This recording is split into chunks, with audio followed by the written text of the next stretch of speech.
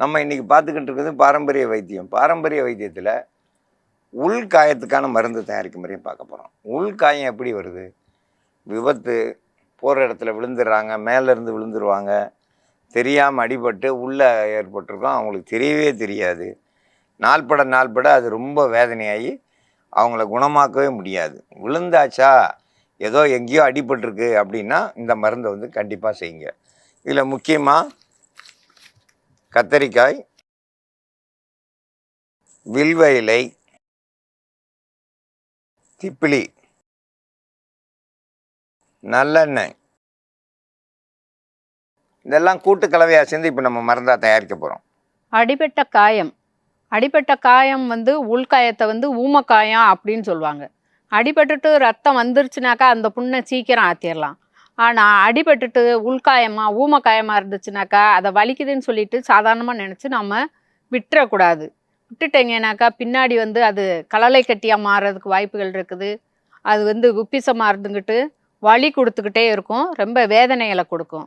அதனால் அடிபட்ட உடனே வலி இருந்துக்கிட்டு இருக்கு, மாதக்கணக்கில் வலி இருந்துக்கிட்டு இருக்கு அப்படின்னாலும் இந்த மருந்து நீங்கள் எடுத்துக்கிட்டீங்கன்னாக்கா உங்களுக்கு அந்த அடிபட்ட காயம் வந்து வலி சரியாயிரும்.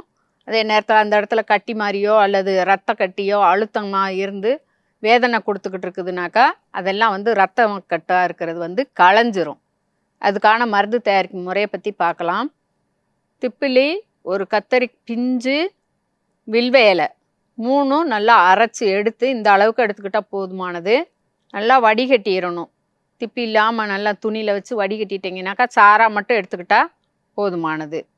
இப்போ இது கூட சாரை விட கூட நல்லெண்ணெய் நிறையா இருக்கணும். ஒரு 20 மில்லி சாறு மருந்துனாக்கா ஒரு 30 மில்லியாவது எண்ணெய் இந்த சாரோடு கலந்து